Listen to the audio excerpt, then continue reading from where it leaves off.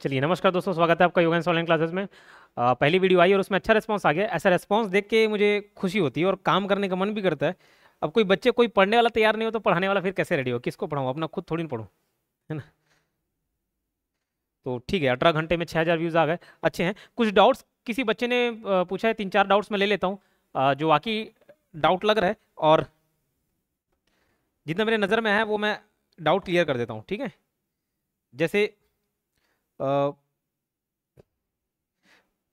विजय blogs, ठीक है, अगर नाम गलत नहीं ले रहा हूँ तो, उन्होंने 13-23 मिनट मेंशन करके बताया कि सर मिनिमम तो 10 सदस्य होते हैं तो 5 कैसे? आई थिंक कहाँ पे बोल रहे हैं, मैंने उनको रिप्लाई कर दिया था कि अगले वीडियो में एक्सप्लेन कर दूंगा, ये डाउट मैं क्लियर कर दूंगा। और किसी का है, विश्वजीत जी का कहना है सेक्शन नंबर 11 में 45 दिन है, 30 दिन है, क्या है समझ नहीं आ रहा है। ओके, ये भी क्लियर कर देंगे। और क्या है, अलक गोस्वामी, सर लास्ट वाले क्वेश्चन में 90 दिन 45 दिन आंसर क्या लेंगे वो? ठीक है, सभी अच्छे क्वेश्चन लगे, वो सबको मैं एक्सप्लेन कर देता हूँ अभी, ठीक है, सबको एक्सप्लेन कर दिया जाएगा। देखो, ये लास्ट क्वेश्चन बताया था मैंने, ये बोला कि ये जो ऑप्शन है ना वो आउटडेटेड वाले ऑप्शन है। मतलब जो 90 दिन है ना, वहाँ 45 दिन रहता तो मैं आंसर सही मानता, ठीक है। तो ये क्वेश्चन गलत नहीं है, हाँ क्वेश्चन ही गलत है समझ लो, क्योंकि ऑप्शन ही सब गलत हैं। अब ये उपभोग सभी है, ऑप्शन ही गलत है। तो इसका पूरा एक्सप्लेनेशन दिया था, रजिस्ट्रार की सोसाइटी के रजिस्ट्रेशन के लिए आवेदन प्राप्त होने की तारीख से 90 दिन के भीतर निर्णय करेगा, नहीं 45 दिन। तो पूरा सिनेरियो कल एक्सप्लेन किया था लास्ट में। तो ये क्वेश्चन को या तो स्किप कर दो, या जो मैं उससे रिलेटेड पॉइंट्स बताया ना उसको नोट डाउन कर लेना, ठीक है। लास्ट वीडियो का लास्ट पॉइंट देख लेना, ठीक है। और क्या क्वेश्चन है, एक जो 10 सदस्य और 5 सदस्य में कंफ्यूज हो रहे हैं, समझ गया 13 मिनट 23 सेकंड में क्या मेंशन है वो नहीं, लेकिन वो तरीका अच्छा लगा।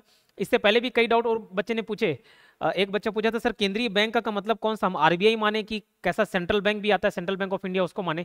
तो वहाँ पे मैं कहाँ पे बोला हूँ वो मुझे ध्यान नहीं आता। तो अगर वो मेंशन कर देते कोई टाइम, तो मैं वहाँ जाके देख लेता, क्योंकि उस आपको डाउट को देखने में पूरा मैं 1 घंटे में कहाँ पे ये केंद्रीय बैंक का यूज़ किया है ऐसा देखना पड़ जाता है। तो वो तरीका अच्छा लगा। किसी और को डाउट होना तो वो मिनट मेंशन कर देना, तो मैं बता दूँ। अब देखो 10 दिन 5 दिन वो क्या बोले मैं समझ आ गया।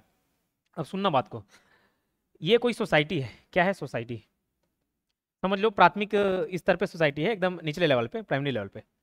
अब इसके मेंबर कौन होंगे? मैं हूंगा, आप होंगे, हम जैसे लोग ही बन सकते हैं, लोग बनेंगे, आदमी। तो ये लो, मैं हो गया, ये ए आदमी, ये बी आदमी, ऐसे सी डी करके बहुत सारे लोग इसके मेंबर बन गए। 8-10 लोग, बहुत सारे लोग ऐसे। मिनिमम कितने लोग होने चाहिए? 10 लोग होने चाहिए। कितने लोग? मिनिमम 10 लोग। आदमी औरत जो हैं, हम जैसे लिविंग बींग वाले, वो कम से कम 10 होने चाहिए। अब उस दिन मैंने बताया क्या, केंद्रीय सोसाइटी का मतलब बताया, जिसकी सदस्य संख्या, सोसाइटी सदस्य जो है कम से कम 5 रहने चाहिए, सोसाइटी सदस्य। तो ये एक सोसाइटी है ना, ऐसे 5 सोसाइटी मिलकर केंद्रीय सोसाइटी बनाते हैं, कम से कम 5 जी है, ठीक है। एक ही सोसाइटी रहेगा तो फिर केंद्रीय सोसाइटी नहीं, कम से कम 5 सोसाइटी सदस्य, 5 सदस्य नहीं बोला, 5 सोसाइटी सदस्य है। तो सर ये 10 क्या है? ये 10 तो हम जैसे आप लोग हैं, ऐसे 10 मेंबर चाहिए, ये तो कोई सोसाइटी नहीं होती है। अब प्राथमिक सोसाइटी का आप डेफिनेशन देखने जाओगे ना, तो प्राथमिक सोसाइटी ऐसी सोसाइटी है जिसके ऐसे मेंबर तो हैं और जिसकी खुद की कोई सदस्य सोसाइटी नहीं है, ये उसका डेफिनेशन है। जिसकी खुद की कोई सदस्य सोसाइटी नहीं है। क्यों सदस्य सोसाइटी नहीं है? अरे प्राथमिक का मतलब ये होता है, जैसे आप प्राइमरी स्कूल जाते हैं, प्राइमरी स्कूल मतलब इससे पहले और कोई स्कूल नहीं गए, वही प्राइमरी है। नहीं सर हम और KG1 KG2 भेज दिया और कुछ और भेज, वो भेज रहे हो आप, अलग बात है। प्राइमरी स्कूल मतलब प्राइमरी से पहले और कुछ नहीं है, समझ आई बात? तो ये जो 10 लोग हैं वो हम जैसे आप लोग जैसे लोग होंगे, नॉर्मल सदस्य होंगे, ये सोसाइटी बनाएगी। अब ये खुद सोसाइटी मिलके और भी एक बड़ी स्तर पे सोसाइटी बना सकती हैं, लेकिन ऐसे 5 लोग होने चाहिए केंद्रीय सोसाइटी बनाने के लिए। तो ये 10-5 वाला मेरे ख्याल से क्लियर हो गया होगा। एक बच्चा पूछा वो सेक्शन 11 में 45 दिन है, 30 दिन है, वो क्या होता है? एक और बच्चे का डाउट आया, क्या डाउट था उसका? सेक्शन 19 में भी 30-45-15 दिन क्या है, समझ नहीं आ रहा है। ठीक है, सबको एक्सप्लेन करता हूँ क्योंकि बहुत कंफ्यूजिंग है, दिन दिन वाले में बहुत कंफ्यूजिंग है, कंफ्यूजन है। तो ठीक, इसको क्लियर करते हैं। सेक्शन 11 पूछे ना, चलो ठीक, 11 है क्या और 12 है क्या? दोनों बात करते हैं अमेंडमेंट की, दोनों बात करते हैं अमेंडमेंट की। अमेंडमेंट मतलब संशोधन। किसमें संशोधन की बात करते हैं? बाईलॉज। फिर मैं ऑब्जेक्टिव में आ रहा हूँ ना, 5-10 मिनट जो डाउट है वो सब भी देख लो भैया। ऑब्जेक्टिव सॉल्व कर रहे हो, इसका मतलब क्या, आपका डाउट क्लियर होना चाहिए। तो ये डाउट है, अच्छे पॉइंट्स हैं, और इसमें कहीं ना कहीं एग्जाम में गलती करोगे तो सुन लेना 5 मिनट। और अगर आपको ये डाउट आपको क्लियर होगा तो 5 मिनट आगे बढ़ा के आप वीडियो देख लीजिएगा, और चैनल को सब्सक्राइब कर लेना, शेयर कर लेना अच्छा लगे तो। बाई लॉज में अमेंडमेंट की बात करता है, धारा 11 और धारा 12, लेकिन दोनों में क्या डिफरेंस है? धारा 11 में अगर वो जो एक्ट पढ़ रहे थे ना 1960 वाले एक्ट, इसी में कोई अमेंडमेंट हो जाए, 1960 एक्ट वाला जो एक्ट है उसी में कोई अमेंडमेंट हो जाए, तब बाई लॉज में अमेंडमेंट करना पड़े, तो वो सेक्शन 11 के अंतर्गत कवर होगा। तो सर ये 12 क्या है? इसमें भी तो बाईलॉज में अमेंडमेंट है। हाँ बाईलॉज में अमेंडमेंट है, लेकिन इसमें कौन करने को कहता है या कौन कर देता है अमेंडमेंट? रजिस्ट्रार कहता है। धारा 11 में जब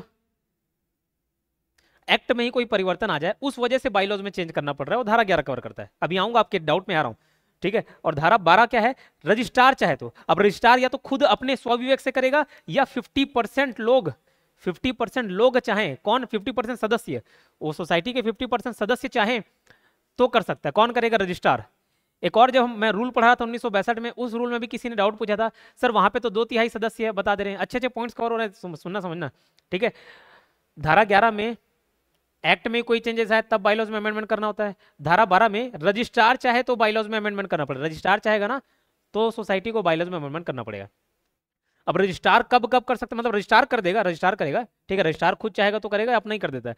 तो रजिस्ट्रार या तो क्या बोला, स्वविवेक से, मतलब उसको लगता है कि यहाँ पे बाइलॉज में चेंज करवाना है तो आदेश देगा सोसाइटी को, रजिस्ट्रार को लगेगा तो कि चेंज करना है जरूरी, ठीक है। या 50% सदस्य लोग पहल करें, मतलब फिर रजिस्ट्रार को बोलेंगे, फिर रजिस्ट्रार कर देगा, तो ये ऑप्शन हो गया, ठीक। आगे चल के आप रूल में पढ़ोगे कि 2/3 सदस्य उपस्थित और मतदान करने वाले 2/3 सदस्य भी अगर चाहे ना तो खुद से अमेंडमेंट कर देंगे, रजिस्ट्रार नहीं बोलेगा।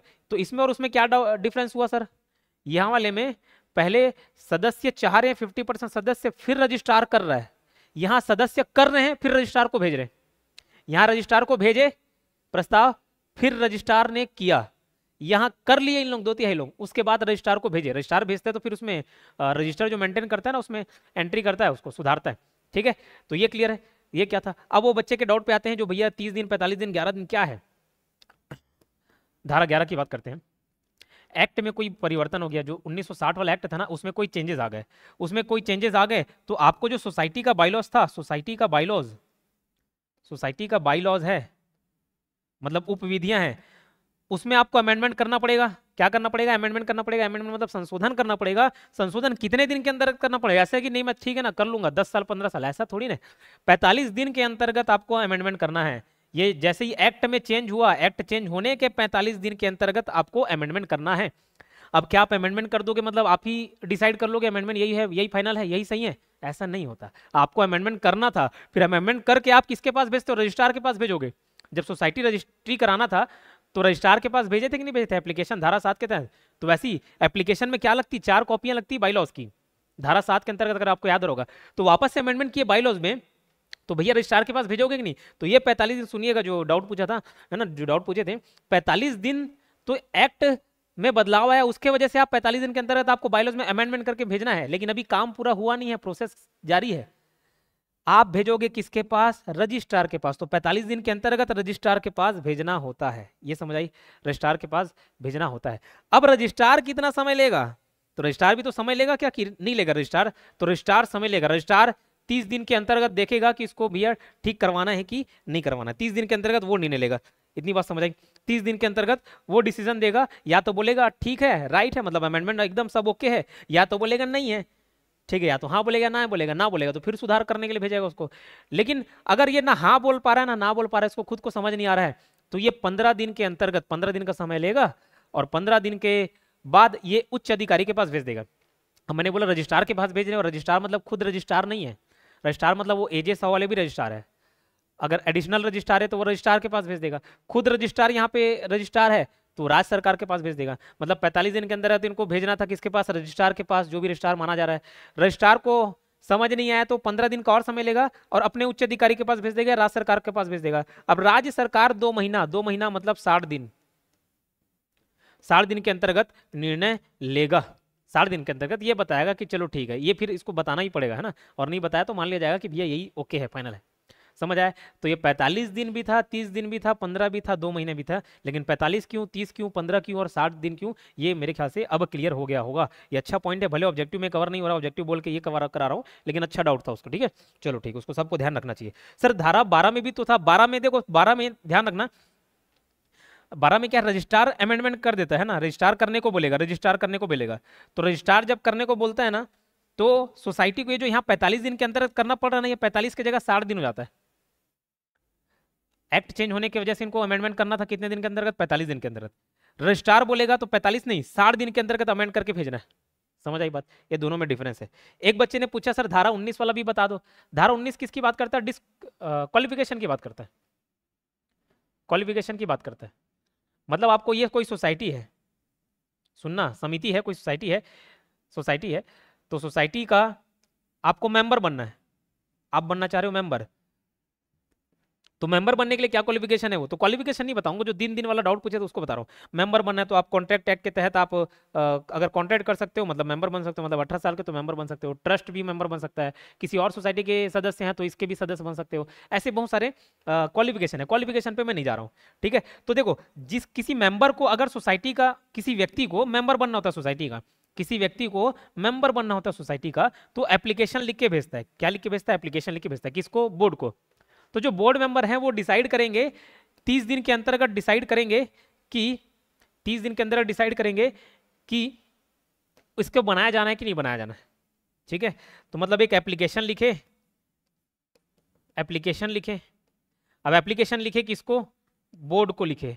अब बोर्ड डिसाइड करेगा कि उसको हाँ करना है कि ना करना है। तो बोर्ड क्या कर सकता है? या तो एक्सेप्ट कर लेगा, एक्सेप्ट कर लेगा तो तुरंत रेडी हो जाएगा। कितने दिन के अंतर्गत बताना है? 30 दिन के अंतर्गत उसको एक्सेप्ट करना है। रिजेक्ट कर सकता है, रिजेक्ट भी करेगा तो 30 दिन के अंतर्गत करेगा। 30 दिन का समय होता है, ठीक है, वहां पे भी 30 डेज है। अब वो पूरा कंसेप्ट सुनना, 30 दिन, ठीक। तो 30 दिन के अंतर्गत एक्सेप्ट करेगा, 30 दिन के अंतर्गत रिजेक्ट कर सकता है। अब अगर ना 30 दिन के अंतर्गत ना हाँ बोला ना बोला, कुछ नहीं बोला, तो मान लिया जाएगा, मान लिया जाएगा कि ये एक्सेप्टेड है। ठीक है, मान लिया जाएगा कि उसके मेंबरशिप का जो एप्लीकेशन था उसको एक्सेप्ट कर लिया गया। 30 दिन, 30 दिन, और यहाँ पे भी 30 दिन ही है। 30 दिन के अंदर अगर नहीं बताया तो मान लिया जाएगा। ठीक, एक्सेप्ट कर लिया तो कोई वाद विवाद है ही नहीं। अगर रिजेक्ट कर दिया तो मेंबर जो व्यक्ति था उसको तो मेंबर बनना ही था, तो वो रजिस्ट्रार के पास अपील कर सकता है। कितने दिन के अंतर्गत? 90 दिन के अंतर्गत। ये 30 दिन और वो 90 दिन। 30 दिन के अंतर्गत उनको जवाब देना था, है ना, उन्होंने बोल दिया अरे नहीं बनाना है तुमको, हटो यहाँ से। ठीक है, वो 90 दिन के अंतर्गत रजिस्ट्रार के पास अपील कर सकता है। यहाँ पे ना हाँ बोला ना बोला, अब फिर बोर्ड को लगा यार मैं तो बताया नहीं सीमित समय पे, इसके पास कितना समय था? 30 दिन का समय था। 30 दिन के अंदर उसको हाँ या ना बोलना था, नहीं बोला, तो मान लिया जाएगा कि मेंबर बन गया। अब बोर्ड को तो भैया उसको भगाना है, भगाना है, तो वो क्या करेगा? वो 15 दिन के अंतर्गत, 30 प्लस और 15 दिन के अंतर्गत रजिस्ट्रार के पास भेज देगा उसको। किसके पास भेजेगा? रजिस्ट्रार के पास भेजेगा। और रजिस्ट्रार फिर 45 दिन का समय लेगा। 30 दिन तक उनको समय था, फिर वो 15 दिन का और समय मिलेगा उसको। 15 दिन के अंतर्गत रजिस्ट्रार के पास भेजना है। फिर रजिस्ट्रार 45 दिन के अंतर्गत डिसाइड करेगा कि उस व्यक्ति को मेंबर बनाना है कि नहीं बनाना है, उस व्यक्ति को सदस्य बनाना है कि नहीं बनाना है, उस पर्सन को मेंबर बनाना है कि नहीं बनाना है। फिर रजिस्ट्रार जो डिसीजन लेगा वो फाइनल रहेगा। इतने सारे दिन दिन वाले कंफ्यूजन है। चलो ठीक है, कंफ्यूजन तो होना लाजमी है। आप अगर लिखना चाहो तो इसको लिख सकते हो। क्या क्या बताया ना, इसमें क्या लिखोगे? ठीक है, जो समझ आ रहा है हल्का फुल्का लिख लो, जो समझ आ रहा है।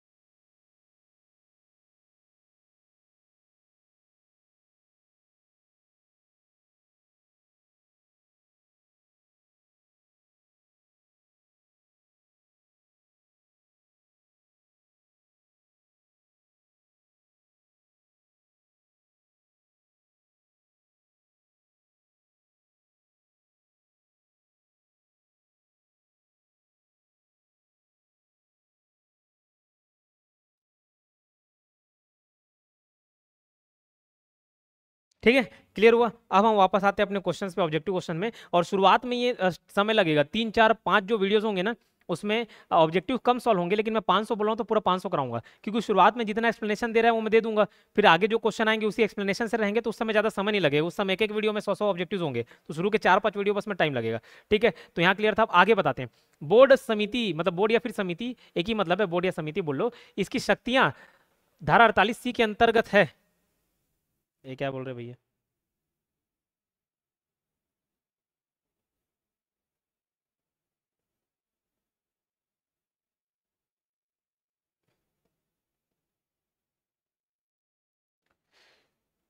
ठीक, बोर्ड या समिति की शक्तियां 48C में ही है। बोर्ड या समिति की शक्तियां धारा 48C के अंतर्गत हैं। क्या क्या? सभापति एवं सभापति हो गया, सभापति एवं पदाधिकारी को पद से हटाना, सदस्यता स्वीकृति एवं समाप्त करना, सभापति एवं अन्य पदाधिकारियों को निर्वाचित करना, ये सभी चीजें बोर्ड की शक्तियों में शामिल है 48C में। अब 48C कौन से चैप्टर का पार्ट है? ये पार्ट 5 है। कौन से चैप्टर का पार्ट है? पार्ट 5 का। मतलब ये भाग 5 के अंतर्गत आता है, मैनेजमेंट। भाग 5 किसकी बात करता है? भाग 5 बात करता है मैनेजमेंट की। मैनेजमेंट है ना। भाग 5 किसकी बात करता है? मैनेजमेंट की बात करता है। ठीक है, मैनेजमेंट की बात करता है। और इसमें 48 से लेके 57 आर्टिकल तक तो हैं। अब मैं 48 से लेके 57 बता दे रहा हूं ताकि आगे जो पॉइंट्स आएंगे वो कवर हो जाएंगे। 48 में क्या है? 39 में ये बोलता है कि अंतिम प्राधिकार, अंतिम प्राधिकार मतलब अंतिम शक्ति किसके पास है? सोसाइटी में नहीं थे, सोसाइटी के पास अंतिम प्राधिकार होते हैं। सर ये क्या चीज है अंतिम प्राधिकार? 48 देखो, मतलब ये बोल रहा सोसाइटीज के पास पावर है। सोसाइटीज के पास पावर क्या है? सोसाइटी का जो जनरल बॉडी होता है, जनरल बॉडी मतलब जितने सदस्य हैं, थोड़ा स्पीड में बता रहा हूँ, जितने सदस्य हैं सभी के सभी जनरल बॉडीज में आएंगे, सामान्य निकाय या साधारण निकाय में आते हैं। ठीक है, वही सोसाइटी लोग फिर रिप्रेजेंटेटिव बॉडी चुनते हैं, उन्हीं लोग बोर्ड चुनते हैं, उन्हीं लोग किसको चुनाव करते हैं? बोर्ड की चुनाव करते हैं, मतलब बोर्ड मेंबर्स की चुनाव करते हैं। ठीक है, और जब बोर्ड मेंबर्स का चुनाव होता है उसी समय प्रतिनिधि और प्रत्युक्त को भी चुन लिया जाता है। मतलब एक सोसाइटी किसी दूसरे सोसाइटी का भी मेंबर बनता है ना, तो सोसाइटी उस मीटिंग में उठ के थोड़ी नहीं जाएगा, वो बिल्डिंग थोड़ी उस मीटिंग में उठ के जाएगा, उसका एक सोसाइटी का एक प्रतिनिधि अटेंड करने जाएगा। ठीक है, मीटिंग में। तो जैसे ही बोर्ड मेंबर का चुनाव होता है ना, वैसे ही उसको भी चुन लिया जाता है, प्रतिनिधि लोग को। ठीक है, और वो प्रतिनिधि जब तक बोर्ड मेंबर टिके रहते हैं, जब तक बोर्ड मेंबर का कार्यकाल है, तब तक प्रतिनिधि लोग का कार्यकाल रहता है। तो ठीक है, अंतिम प्राधिकार किसके पास होता है? सोसाइटी को। बहुत सारी चीज में है, तो ये अंतिम प्राधिकार किसके पास है? सोसाइटी के पास है। बस ये बात को याद रखना। अभी धारा देख रहे हैं 48 के बाद क्या? 48 का भी है, हाँ 48 का है। 48 क्या बोलता है? कुछ पद के लिए, मतलब विनिर्दिष्ट पद के लिए, कुछ पद के लिए डिस्क्वालिफिकेशन की बात करता है। डिस्क्वालिफिकेशन, डिस्क्वालिफिकेशन एकदम शॉर्ट में बता रहा हूँ, सारी धाराएं। 48 का, 48 का कुछ पद के लिए डिस्क्वालिफिकेशन, ये क्या सर? जैसे क्या होता है, कोई व्यक्ति एक सोसाइटी का बोर्ड मेंबर बन गया और वो दूसरे का भी बोर्ड मेंबर निर्वाचित हो गया, एक का भी बन गया दूसरे का भी बन गया, तो वही दूसरा नहीं बन सकता। बोल रहा है एक व्यक्ति दो अलग अलग जगह का बोर्ड मेंबर नहीं बन सकता। नहीं सर, फिर भी बन गया तो बन गया, तो उसको 1 महीने के अंदर किसी एक को छोड़ना पड़ेगा। 1 महीने के अंदर बताना पड़ेगा कि मैं इस पोस्ट को छोड़ रहा हूँ, इस सोसाइटी के पद को छोड़ रहा हूँ। अगर नहीं बताया तो नहीं बताया तो जो पहले वाला जो चुना गया था ना, उसी को माना जाएगा, दूसरे वाले को ही मान लिया जाएगा कि दूसरे वाले को छोड़ दिया। ठीक है, क्लियर? चलो ठीक है। 48 का कुछ पद के लिए डिस्क्वालिफिकेशन, इसको ऐसे याद रख लेना, मैं किसी गवर्नमेंट जॉब में हूँ, अब मेरा कोई नया जगह नियुक्ति हो गया और मैं बता नहीं रहा हूँ कि मेरे को नया वाला नियुक्त करना है कि नहीं करना है, नया वाला ज्वाइन करना है कि नहीं करना है, मतलब मैं पहले वाले में ही रहूंगा ना, बस वैसे ये भी है। ठीक है, तो 48 का कुछ पदों के लिए डिस्क्वालिफिकेशन बताया, कुछ एक व्यक्ति अलग अलग जगह का मेंबर नहीं बन सकता। ठीक है, 48 का के बाद 48 का, इसमें प्रतिनिधि और प्रतिनियुक्तियों की बात करता है। प्रतिनिधि और प्रत्यायुक्तों, प्रत्यायुक्तों की नियुक्ति की बात करता है। किसके नियुक्ति? प्रतिनिधि और प्रत्यायुक्तों की नियुक्ति की बात करता है कौन? 48 खा। प्रतिनिधि और प्रत्यायुक्तों की नियुक्ति की बात करता है कौन? 48 खा। 48 गा बोर्ड मेंबर की शक्ति, ये 48 गा मतलब सी, ये 48 बी, ये 48 सी, बोर्ड की शक्तियों की बात करता है, बोर्ड का पावर, बोर्ड का पावर की बात करता है। और क्या क्या पावर है? सभापति एवं पदाधिकारी को हटाना, सदस्यता स्वीकृत एवं समाप्त करना, सभापति एवं अन्य पदाधिकारियों का निर्वाचित करना। ठीक है, रजिस्ट्रार के अनुमोदन से कर्मचारियों की संख्या नियत करना, नीतियां बनाने की शक्ति, नीतियां बहुत सारे पॉइंट्स है जिसमें नीति बना सकता है, ये सारे पावर्स उसके पास होते हैं। ऑडिट रिपोर्ट को निकाय के सामने पेश करना, बायलॉज में जो काम लिखा हो उसके अंतर्गत काम करना हो, ये सारी चीजें उसके पावर के अंतर्गत आती हैं। ठीक है, 48 ये हो गया। 48 से लेकर 48 ग देख लिए। 49 में क्या है? एनुअल जनरल मीटिंग है, साधारण सम्मेलन। साधारण सम्मेलन किसमें? 49 में साधारण सम्मेलन। और वहीं 50 में विशेष सम्मेलन है। 49 में एनुअल जनरल मीटिंग साधारण सम्मेलन है, एजीएम है, और 50 में एसजीएम है, स्पेशल जनरल मीटिंग, विशेष सम्मेलन। लेकिन 49 और 50 के बीच में और भी कुछ आर्टिकल आते हैं, जैसे आता है 49 का तो कुछ नहीं है, 49 ख मतलब बी, इसमें होता है बातलीकरण। सर ये बातलीकरण क्या है? बातलीकरण मतलब एक बोर्ड मेंबर होते हैं ना, कुछ काम करके गए, कुछ पॉलिसी लेके आए, उसको जो अगला बोर्ड मेंबर आएगा, एकदम शॉर्ट में बता रहा हूँ, अगला बोर्ड मेंबर आएगा उसको खत्म कर सकता है पुराने वाले पॉलिसी को। ठीक है, जैसे कांग्रेस पार्टी कुछ नीति लेके आई, कुछ कानून पास की, बीजेपी पार्टी आई, पुराने वाले खत्म कर सकते हैं, उसी को बोलते हैं बातलीकरण। ठीक है, 49 ख हो गया। 49 ग, इसमें भी शक्तियां हैं, जैसे 48 ग में शक्तियां थी, इसमें भी शक्तियां हैं। शक्ति है लेकिन किसकी शक्ति? सरकार की शक्ति है, सरकार के पास शक्ति किस चीज में? तो लोकहित में निर्देश देने की शक्ति, मतलब किसी सोसाइटी को निर्देश दे सकता है, लोकहित में निर्देश देने की शक्ति, सरकार की शक्ति 49 ग बात करता है। ठीक है, फिर 49 ग के बाद 49 घ भी है, इसमें भी शक्ति है लेकिन सरकार की नहीं, रजिस्ट्रार की शक्ति है।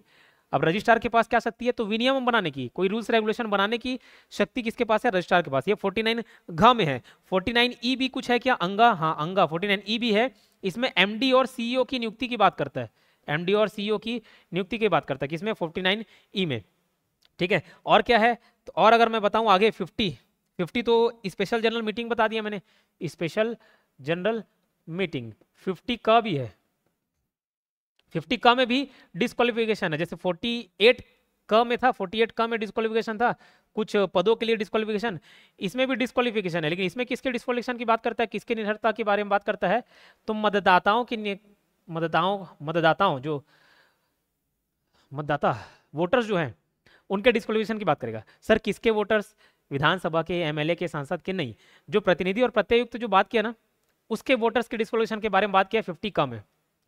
फिर 50 ख, ये राज्य सहकारी निर्वाचन आयोग, राज्य निर्वाचन आयोग नहीं, राज्य सहकारी निर्वाचन आयोग, राज्य सहकारी निर्वाचन आयोग 50 ख है। 51 क्या है, कार्यों का विधि मान्यकरण, कार्यों का विधि मान्यकरण।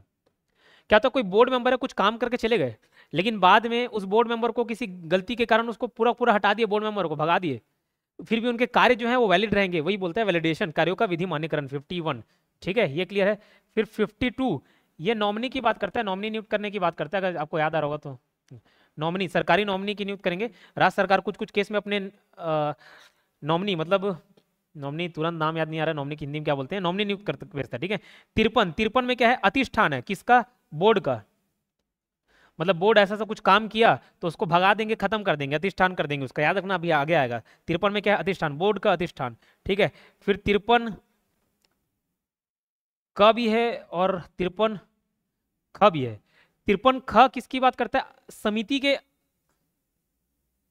समिति सहकारी जो समिति होती है ना उसके अधिकारी कर्मचारियों को हटाने की बात करता है कौन, ख।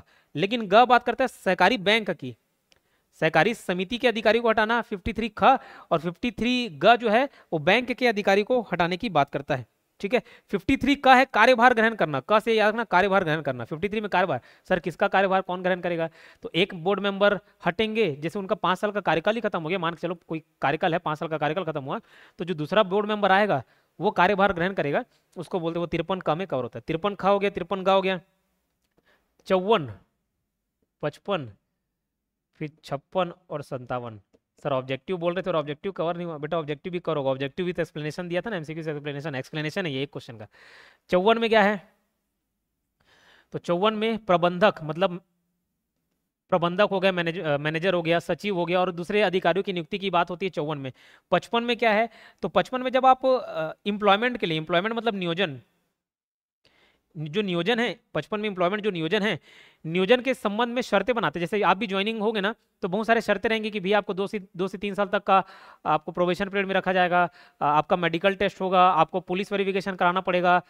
ठीक है, ये सारी शर्तें रहती है ना। तो वैसे एम्प्लॉयमेंट हो रहा, नियोजन के संबंध में शर्तें तैयार करता है, कौन तैयार करता है, रजिस्ट्रार, वो धारा 55 में दिया हुआ है। धारा 56 क्या है, कुछ बाध्यताओं का पालन कराना, ये रजिस्ट्रार के पास पावर है, ये डिटेल में देख लेंगे जब 56 आएगा तो। 57 क्या है, तो किसी अभिलेख का, कोई रिकॉर्ड है अभिलेख का, उसको अधिग्रहण की शक्ति रजिस्ट्रार के पास होती है, मतलब कोई भी रिकॉर्ड को कभी भी वो जब्त कर सकता है। ये इतने सारे धारा हैं। अब यहाँ से रिलेटेड क्वेश्चंस बस आएंगे, पूरे पार्ट 5 से रिलेटेड हम लोग आज ऑब्जेक्टिव्स करने जा रहे हैं, तो एक मैं ओवरव्यू दे दिया हूँ आपको। बोर्ड समिति की शक्तियां 48C के अंतर्गत हैं, ये सारे उसकी शक्तियां हैं। ठीक है, सोसाइटी के प्रबंधन के अंतर्गत सुमिलित है, प्रावधान और धारा की बात कर रहा है। अब भी बताया, प्रबंधक, सचिवों तथा अन्य अधिकारियों की नियुक्ति 54। ठीक है, क्लियर। नहीं सर वो एमडी सीईओ वाला बताया, एमडी सीईओ जो है वो आपका कवर होता है 48 नहीं 49 ई में, अंगा में 49 ई में। ठीक है, तो प्रबंधकों, सचिव तथा अन्य अधिकारियों की नियुक्ति धारा 54 में कवर है। बोर्ड की शक्ति है 48C, और 49C में क्या है, 49C में क्या है, किसकी शक्ति, उसमें भी शक्तियां हैं, सरकार की शक्ति, किससे संबंधित, लोकहित में निर्देश देने की शक्ति। फिर 49C मतलब 49 ग के बाद 49D मतलब घ, उसमें भी शक्ति है, रजिस्ट्रार की शक्ति है।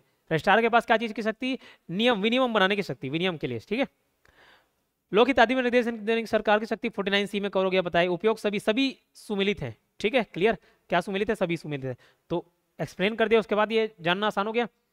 ये शुरुआत के ना 3, 4, 5 वीडियो तक सब्र रख लीजिएगा, थोड़ा लंबा हो सकता है, आधे घंटे के वीडियोस, 1 घंटे के वीडियोस में 15-20 क्वेश्चन ही कवर हो, लेकिन इससे दिमाग खुल जाएगा आपका, एक एक कोना कोना पूरा क्लियर हो जाएगा। फिर आगे एकदम स्पीड में बढ़ेंगे, फिर आगे 1 घंटे में 100 क्वेश्चन होंगे, ठीक है।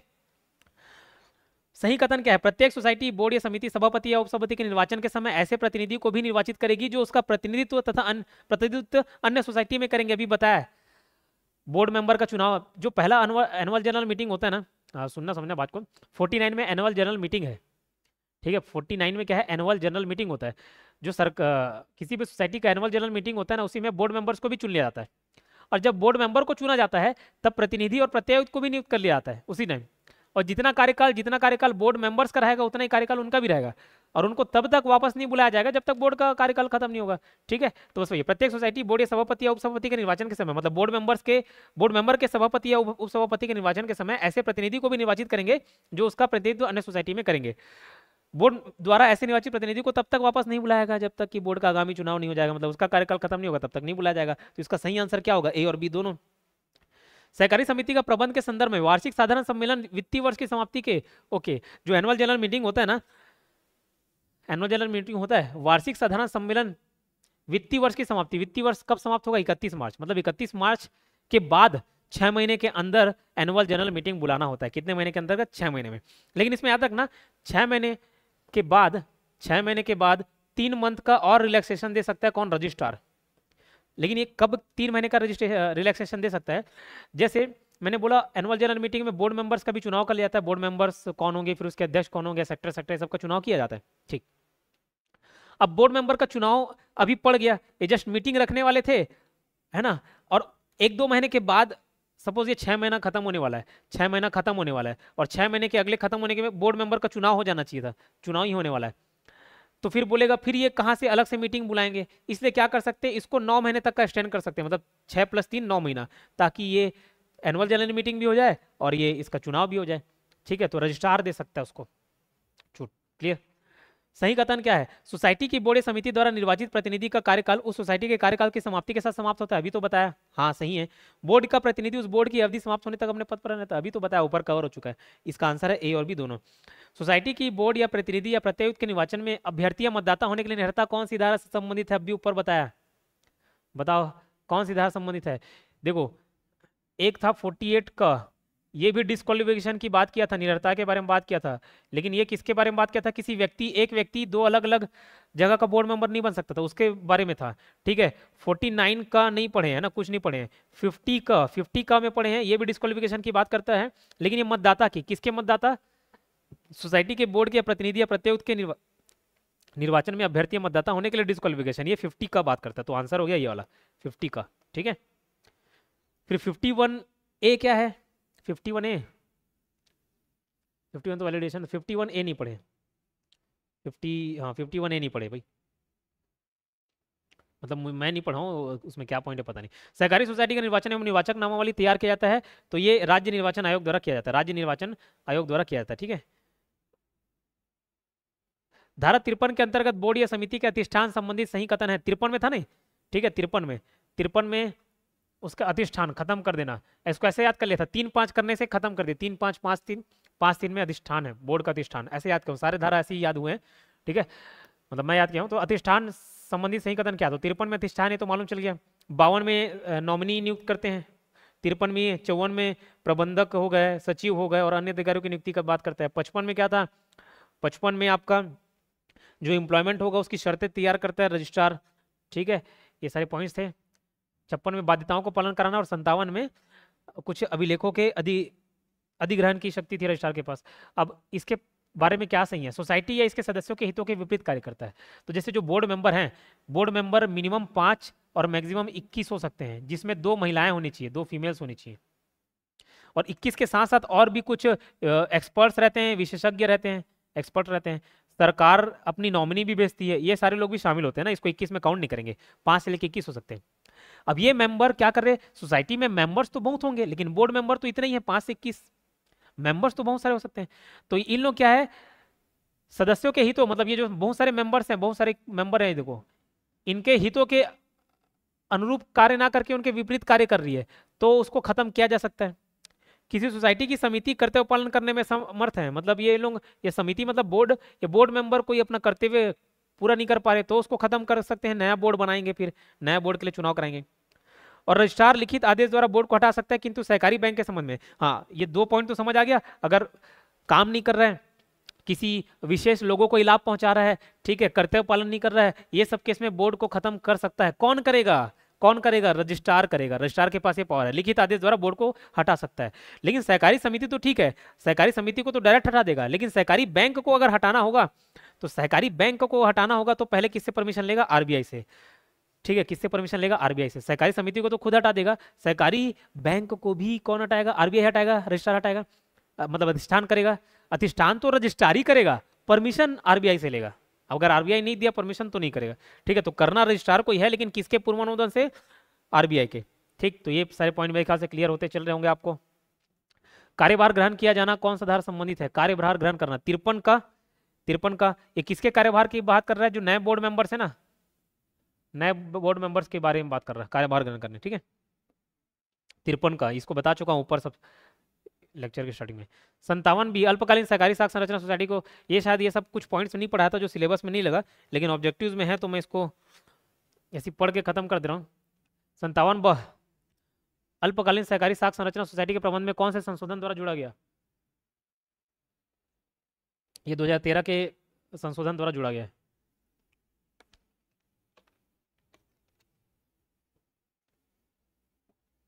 दो 2013 के संशोधन द्वारा उसको जोड़ा गया है। ठीक है,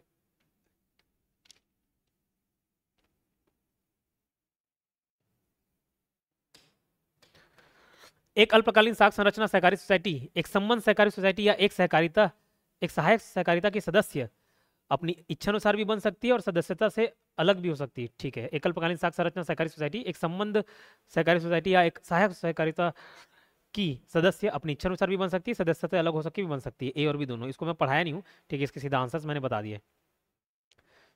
ठीक, इसमें कौन सा सुमिलित नहीं है बोल रहा है? एक तरफ प्रावधान है, दूसरी तरफ धारा है। सदस्यों का डिस्क्वालिफिकेशन, क्वालिफिकेशन तो 19 में है, डिस्क्वालिफिकेशन ये सही है। निष्कासन सी सही है, सदस्यों का मत 2 सही है। नाम मात्र के साथ सदस्य ये 23 में नहीं है, ये तो रीति वगैरह है। ठीक है, तो इसका आंसर लास्ट डी होगा, मतलब वो गलत है, नाम मात्र के सदस्य 23 में नहीं है। ठीक, तो इसके बाद कोई दूसरे पॉइंट्स कवर हो जाएंगे, इसको भी मैं थोड़ा सा एक्सप्लेन कर दूंगा जब आऊँ नेक्स्ट क्लास में। कितने मिनट का हुआ रिकॉर्डिंग? 32 मिनट का ना, ठीक है।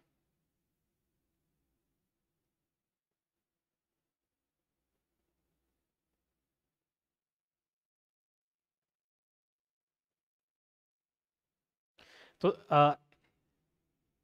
ये जो पीडीएफ है ना, इसमें टोटल 50 क्वेश्चन है। 50 क्वेश्चन करते करते ना लगभग सहकारिता के सभी आपके थ्योरी भी कवर हो जाएंगे। जैसे अभी पार्ट 5 का मैंने बहुत सारा हिस्सा कवर करा दिया, सब धारा भी बता दिया आपको। ठीक है, इसमें भले कम ऑब्जेक्टिव होंगे, 10-12 ऑब्जेक्टिव हुए 13-14 में, लेकिन कुछ बच्चों का डाउट था तो वो डाउट क्लियर कर दिया, तो उससे दूसरे ऑब्जेक्टिव आप बना पाओगे। जितना कन्फ्यूजिंग था मैंने उसको एक साथ बता दिया। ठीक, कोई भी डाउट होना, ये सेशन अच्छा लग रहा है नहीं लग रहा है, कोई सुझाव हो जरूर कमेंट करके बताया करें। कमेंट आता है, ज़्यादा व्यूज़ आते हैं। ठीक है, कोई तारीफ करता है, कोई बुरा भला बोलता है, तो कम से कम लगता है कि बच्चे रेस्पॉन्स दे रहे हैं, देख तो रहे हैं, और देखना जरूरी है। और देखो, आप ही लोग नहीं देखोगे, आप ही लोग नहीं पढ़ोगे तो फिर किसके लिए बना है? चाहूँ तो मैं भी एग्जाम दिलाऊंगा, मैं भी एग्जाम दिलाने उतरूंगा, तो मैं खुद अपना नहीं पढ़ लूँ, दूसरे के बारे में क्यों सोचूं? फिर मैं अपना ही पढ़ लूंगा। ठीक है, तो रेस्पॉन्स जरूर दिया कीजिए, अगर अच्छा लगता है ना तो बेशक रेस्पॉन्स दिया कीजिए। और बहुत सारे लोगों का रेस्पॉन्स आया था, अच्छा लग रहा है, तो मैं सभी को थैंक यू तो बोला ही हूँ। और कोई डाउट होगा तो बताइएगा, मैं डाउट को भी क्लियर करते चलूंगा। ऑफ कर दो।